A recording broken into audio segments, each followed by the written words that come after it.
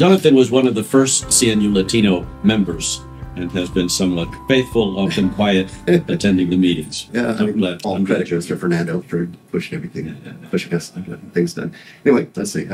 My name is Jonathan Davila. I am a native Texan. Like we said, it's often overlooked. Speaking about the Latino population of the U.S., we often equate it with immigrants, but there is a sizable native population from the Southwest of the United States.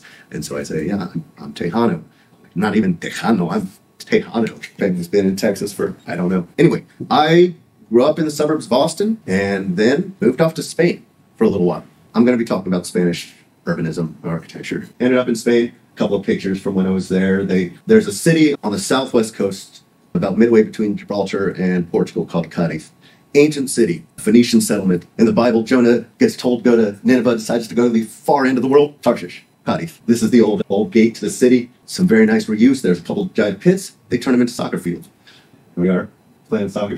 This is just Kulali and 20-year-old me there being an idiot. At the time, that's what this space seemed to call for. There we go. But town I first lived in is this little place called Puerto Real. It's on the Bay of Cadiz. There. So is this Spain? Yes, Spain. It's an old town by American standards. It's a new town in Spain because it was founded in 1483 by the Reyes Católicos Ferdinand and Isabella. Thus, Real, it's the royal port. They decided to put this city here, which makes it a very interesting case study here. Being from 1483, we're talking about Latinos in America. This is that prototype that the Reyes Católicos was the beginning of the Renaissance in Spain. And here's some of the ideas of city building at the time, and then lifted up and brought to the U.S. or to the Americas. Of course, Latin American culture heavily influenced by Spain. I'll acknowledge issues of colonialism and conquest here. I can't get into that right now, or we could go, but suffice to say, historical fact that much of the urbanism of the Americas comes from Spanish tradition, Spanish settlements. Andres mentioned this morning in the session, there's a lot of ideas in Latin American urbanism that we should bring in. Let's start looking at some. This is what made me an urbanist. I grew up in the suburbs, and then I suddenly found myself here. And this was magical. Like a friend of mine over there's like, you like this town? It's like the armpit of space. It's amazing. They've got some economic difficulties and stuff. Here we can see in the core of the town, we can see that fabric there. What they built here. It's a town, maybe 30,000 people, and highlight some of the things. The old town, most of it. Northwest corner got attacked by modernists. There's some apartment buildings up there. But the rest of it is pretty much intact. I've highlighted the streets, the plaza around. The yellow is the plaza? Yeah, the yellow plaza's there. And this center corridor here. This is the main street of the town called Calle de la Plaza. I didn't take this picture. This is a few years ago, but you can tell. But that's street life. Yeah, this is street life. To be fair, this is decorated for feria. Every town has a spring fair, like an American fair. There's a lot more wine and flamenco. We've got castanets on the hanging from the wires there. But so talking about urbanism, let's go back. In this town, in the center of the town, maybe 3 stories. A lot of them are 2 stories. So yeah, it's no parking. Very little. There's a few places where you can find some. There's a plaza here that's actually a garage underneath it. But yeah, but the garage is under the plaza. Yes, under the plaza. Oh, there's a picture of one of the plazas. That was from my window. It's the middle of the day in southern Spain. Everything dies in the middle of the day. Go home, have lunch with your family, take a siesta. It's too hot. All street life shuts down. So that's why it's empty. There'd be kids out playing at this plaza at 12 o'clock at night. But so the central core, since this was a new town, built town, we've got something of a grid-like pattern. Let's zoom in to one of these blocks. This is one of the larger blocks here. Down at the bottom. Some of the distinctive features of Spanish urbanism. First one is the street wall. We talked about gates. In Spain, it's all walls. No gates. You mentioned this morning, yards and hedges and no grass, hedges, nothing like that. You just have the street right up to the wall here. Nature is the enemy. Yeah, but you can keep some in private courtyards and things. And curb appeal isn't the big thing. Not really, but it's not the thing, but there's still quite a bit of appeal here. It's appealing, but it's not your spot. Yeah. Every house looks essentially the same. Mm-hmm. If I may say one thing, because I don't know what I can bring it up with. Yeah. Because these were built for dangerous times, not thieves or soldiers, but marauders, which are people who take the opportunity to steal things. There's envy, specialty, and you don't want to brag about how well you're doing. Yeah. It's the exact opposite of the McMansion, which is all about bragging, and the inside's complete garbage.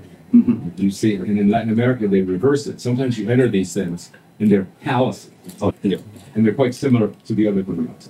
And that's the thing about these. Some of these are single homes. Some of them have 4 or 5 apartments in them. You can never tell from the street. Yeah. And so other features of Spanish urbanism, the paseo, it's both physical infrastructure, but also just a cultural tradition. Afternoon stroll, evening stroll, depending on how hot it is.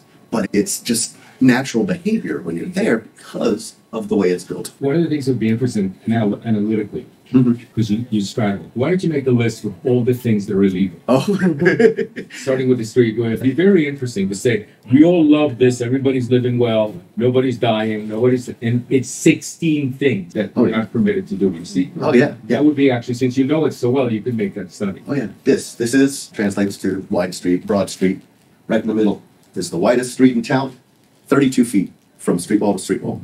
We talk about efficiency, like order, neatness, but what is efficient for a developer, keeping your costs down, using the same roofer and making the lots, that does not produce an efficient use of land like this one. Look at every single lot here. Person who owns the land owns exactly how much land they need for whatever the circumstances are.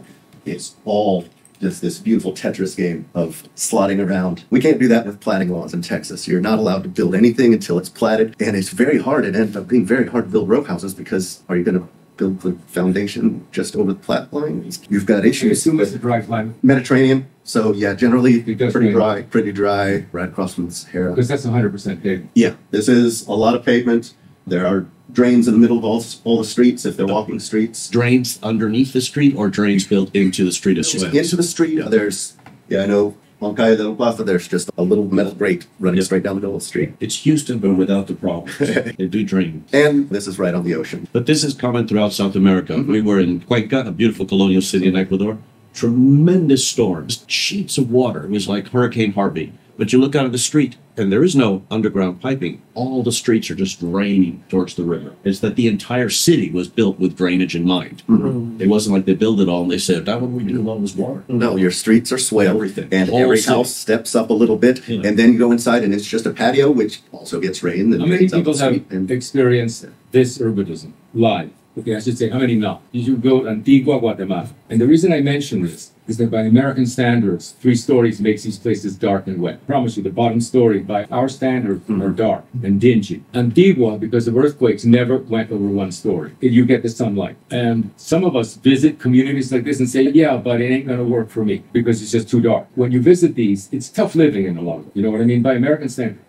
If you go to one, and I think you must, go to Antigua because of that. It's in the inaugural condition of 1 story. And that's where you just fall in love with this stuff that you can't stand anything else because it's so perfect. The privacy is absolute in these yards. Density's high, etc. I urge you, don't just go to Mexico because you're going to find that you're going to talk yourself out of it because of the darkness and wetness of some of these. walking into your door in the middle of the summer and having it dark and Yeah, wet. things. It's beautiful. So good. But the thing is, there's a cultural problem. Yeah. I'm just, they're happy. It's just that we wouldn't be. If you bring this to America, you need more light. That's Yeah. So looking at this maze here, you can see what they do. I believe that's a patio. There's patios, several light wells that they've covered up with glass. And where's the cars? There's one. This looks like a little lot that just doesn't have a building. Still has a 1-story street wall. All the walls are built to 1 story, and they'll put broken bottles along the top for security. And so walking down the street, you'd never know except that there is a door and there's a metal garage door there too. That's 1 European-sized car wide. You see how intricately and carefully each person claimed, bought, whatever, how much land they need. Can I extend into this patio? Let's see. And over time, every inch that can be built on has been built on with considerations for light and air circulation. A lot of the front doors are just wrought iron and a hallway into the inner courtyard. All those beautiful pictures in the architectural of the digest of the Spanish courtyards. Yeah, some of them are out in haciendas and things, but a lot of them are just hidden here. You'd never see them, you'd never know where they are here. But talking about sense of scale, this block here, about 200 feet on the north, 340 feet on the south.